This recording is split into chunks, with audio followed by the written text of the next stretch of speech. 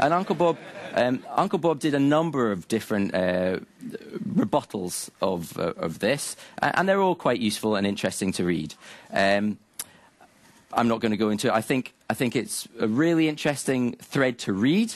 My website is called claysnow.co.uk, and I did a post which has a timeline of these different blogs. So if you don't want to trail through the blogosphere looking for how it all developed, you'll find that on my blog post, which is to TDD or not to TDD, that is not the question.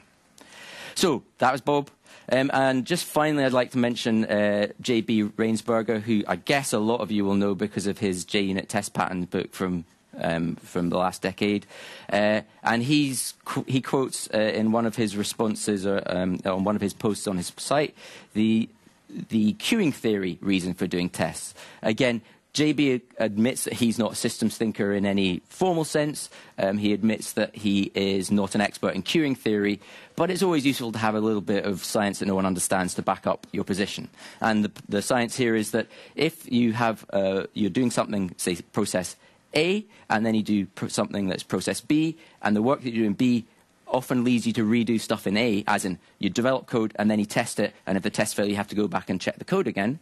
It can improve your efficiency by doing a little bit of B first. So in this case, that's where the TDD is. You write the tests first, then you write the code, and that improves your efficiency because you aren't waiting, your batch sizes are small, you're not waiting till later to respond to something that you did earlier. So again, I'm not going to go into the scientific detail behind queuing theory here. I encourage you to go and have a look at JB's post and read more on the queuing theory if you are interested. Now, there are definitely conflicting